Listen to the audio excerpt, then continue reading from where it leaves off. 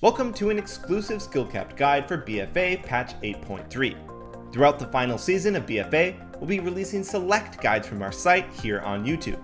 If you're interested in seeing more new content like this every week, alongside our exclusive matchup review series in which we cover in detail exactly how to win the hardest and most popular matchups, head over to skillcap.com.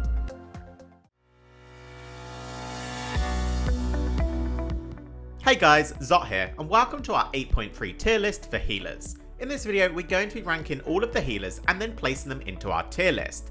For this, we're going to be having 4 separate tiers, S, A, B, and C. We'll be giving our reasoning behind this and covering the strengths and weaknesses of each spec, and then also giving you a quick breakdown of the best compositions for each healer right now. Let's get straight into it. Kicking things off from the top, we've got our S tier. These two healers are insane right now. They have short cooldowns, high mobility, insane throughput, and even good mana efficiency. The first spec going into our S tier is going to be Mistweaver. Mistweaver's recently got buffed with patch 8.3, and they've gone from previously in our A tier straight to the top tier. Mistweavers are one of the most mobile healers, having their Transcendence on a short cooldown and even 2 charges of Torpedo to get away, making them extremely hard to train down for most classes. What makes healers good right now is short cooldown defensives, due to the damage being just so high from a lot of classes, and Mistweavers of course have the recently buffed Life Cocoon.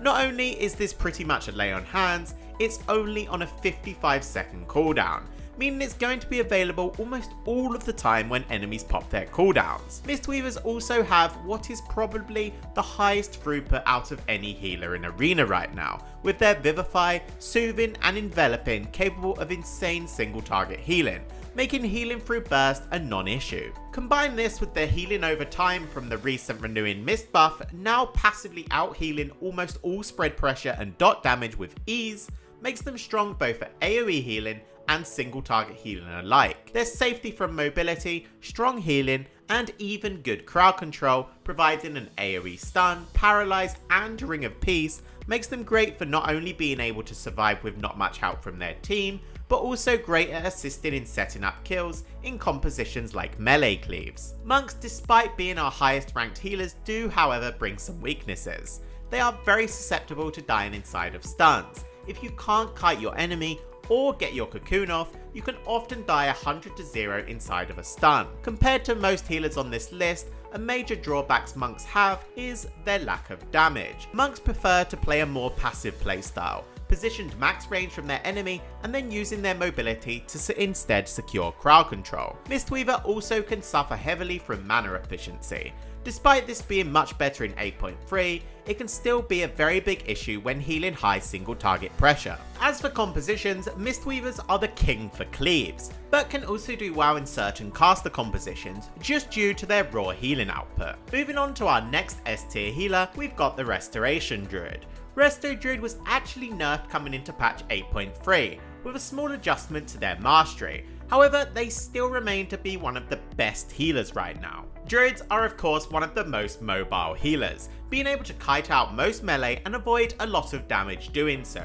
Of course, having the option to shift into bear form and play Guardian Affinity makes you extremely tanky when enemies do finally connect. Restoration also has, without a doubt, the best crowd control out of any healer. If played well, they can control the game, utilising Cyclone, Bash, and even entangling roots, and also hibernate in some situations. Feral Affinity also makes druids able to dish out very competitive damage, and the possibility of re-stealthing and stunning targets can be great at assisting your teams to set up kills. Despite the mentioned nerfs, druids still remain to have very strong healing, both via their healing over time effects and the ability to do very strong single target heals with a Soul of the Forest regrowth. Also, like monks, druid offer a short cooldown defensive cooldown, both for themselves with Barkskin and for their teammates with Iron Bark, which while up will make you near immortal. Restoration Druid's most inherent weakness is how vulnerable they are to being spam purged. If you're able to set a druid behind and then spam purge their hots, they can often find it near impossible to recover. Restoration can also often suffer from mana problems when having to heal through high damage. having a lot weaker mana efficiency in comparison to most healers on this list. You can also often be easily punished for making aggressive plays. Pushing in for cyclones or playing in cap form at the wrong time can often result in you heavily being punished. Composition wise, Restoration Druid can play a bit of everything. Good in Rogue Mage, good in caster cleaves like MLD, and even good at healing cleaves like DHDK. Alright, now we've seen our highest ranked healers going into our S tier. We're now going to be dropping down one tier to our A tier. Our first addition is going to be Holy Paladin. Holy Paladin has fallen a little out of the meta, currently often overshadowed by our two previous healers in the majority of compositions, be it melee or caster cleaves, although they still do perform great in Iron Pala. Holy Paladins are one of, if not the most mana efficient healer right now. Light's Grace means Holy Paladins can spam out Holy Light, which costs next to no mana, does good healing on top of that, and even provides a damage reduction if you can maintain it. Holy Paladin is also the healer with the highest damage output. When spec'd into Avenging Light, it can make their Holy Lights a force to be reckoned with. Combine that with the Indomitable Justice trait, adding a huge chunk of damage to their judgment, and Paladins are very competitive when it comes to dealing damage. Furthermore, Paladins healing is also very strong during their cooldowns, and that's something Paladin brings in abundance. Whilst not so much short cooldowns, Paladin brings strong ones, having access to bop, sack, and even freedoms for their teammates. Not to mention, Paladins can be great for certain compositions due to the addition of Hammer of Justice, a semi-short cooldown and reliable stun, which can make killing or crowd controlling healers a breeze. But what makes Paladins not make our S tier is a few weaknesses. Firstly is just how vulnerable Paladin is to crowd control. Almost all healers have a way to effectively avoid crowd control, be it immuning in the case of druids, kiting it in the case of monks, or even interrupting it like shamans. Paladins have never really had a reliable and easy way to deal with spammable crowd control outside of their long cooldown sacrifice. This also then stems from their lack of mobility. Them not being able to easily reposition and doing so safely can often cause you to lose games. Now, I mentioned Paladins cooldowns as one of their strengths. Although they're very strong, they are on a much higher cooldown when compared to other healers. All of our top healers on the S tier have very short cooldown defensives to give to either themselves or their teammates. Paladin, once out of their cooldowns, become extremely weak. And our last weakness is something if you've played Paladin you would know, and that's RNG. Paladins heavily rely on critical strikes in order to heal through heavy pressure.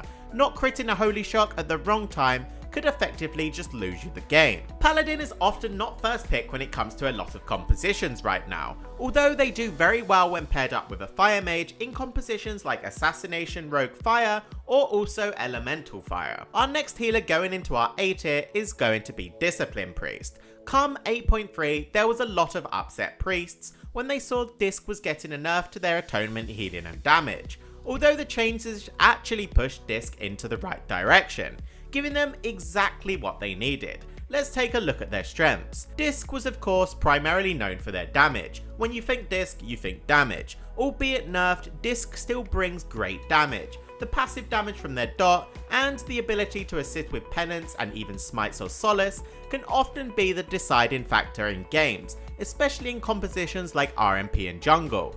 And if it's not your own damage, Disc is also great at assisting their team do damage with Dark Archangel, a must play in 3v3 and something that makes Disc very strong in certain compositions, namely RMP and jungle. Still on the topic of Priest's offensive nature, they're the only healer able to bring double Dispel, which can be a great perk at keeping your team on the offensive, on top of bringing an offensive purge and even mass dispel for Ice Block, Bubble and Cyclone. Dome of Light, Pain Suppression and Rapture help to make yourself and your teammates very durable. And touching even more on the offensive nature of Disc, they're also great at adding extra crowd control, with Psychic Scream and the ability to mind control, which can be a great asset. Although, the defining factor from what holds Disc back is their mana efficiency. Disc will almost never outmana any other healer. They rely on offensive plays and short games in order to win. They are also extremely gear dependent when compared to other healers, relying heavily on the revitalizing Voodoo Totem and Obsidian Claw to be competitive. Disc is also very weak when left alone. They need to be constantly on the front foot and being supported by their team in order to win. Playing from behind on disc will often cause you to lose the game, and albeit much stronger this patch, without a doubt discs when compared to other healers still do lack survivability when being trained down. Mostly however now due to their mobility and never being able to escape from high damage cleaves. Composition wise, disc has their two flagship comps still, and they're both relatively strong, RMP and jungle. RMP is especially good this patch with how short games are this season. Dropping down another tier to our B tier now, we're going to be placing Restoration Shaman. Restoration Shaman suffers the same fate as Paladin this patch sadly. They're just heavily outshined by other healers in both cleaves and caster compositions alike, and really don't have any composition where a Mistweaver just wouldn't be better, although they of course still have some strengths. First is going to be just how self-sufficient they are. Restoration Shaman is able to survive being trained when left alone very easily, due to the strength of Pack Spirit. The ability to kite and avoid slows whilst in Ghost Wolf also makes them very mobile. Shamans kiting around pillars can be very frustrating for a lot of melee cleaves to face. Having a short cooldown interrupt also makes them great at stopping crowd control onto either themselves or their team. Not to mention the ability to purge and bring tools like grounding totem and even roots adds some great utility. But why we don't see Restoration Shamans higher on this list is their weaknesses. Restoration Shamans right now, simply put, just lack any form of instant healing for their teammates. If you don't have Earthen Wall or Spirit Link,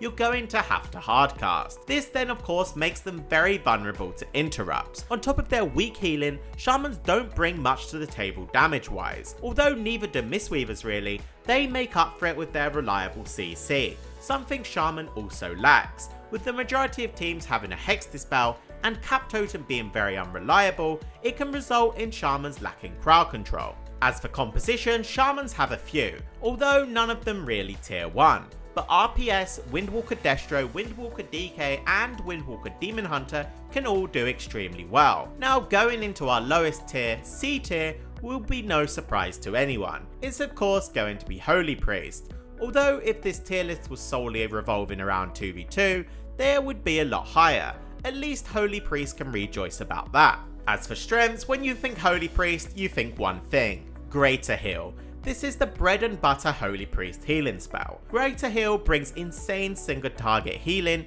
even in the highest points of dampening, as well as great mana efficiency. Holy Priests have a hard time going Holy can also be one of the most obnoxious things to face if you don't have access to a purge, due to their immunities in Holy Ward and of course Greater Fade. Also, Chastise is honestly one of the strongest tools in the game when you get to Smite. Having access to a short cooldown physical stun on a healer is great when paired up with casters. Moving on to their weaknesses, it's very apparent what Holy suffers from. Holy Priest, outside of their extremely long casted Greater Heal, does literally zero healing. When I say zero healing, I mean it. It's literally barely worth pressing any other button other than Greater Heal, and teams can easily take advantage of this and just chain stop until you inevitably die. This is literally the sole reason they are pretty much unviable in 3v3 outside of a few cheese compositions. Holy Priest shines in 2v2 when paired up with a Destruction Warlock, but for 3v3 the only composition worth mentioning really is Holy Destro Fire, or even Double Fire, or Double Destro if you enjoy the cheese. Alright then guys, that's going to be it for our 8.3 healer tier list. Hope you enjoyed watching, and be sure to plus skill. And if you have any more questions, make sure to leave a comment. Also, be sure to check out both our caster and melee tier lists out now.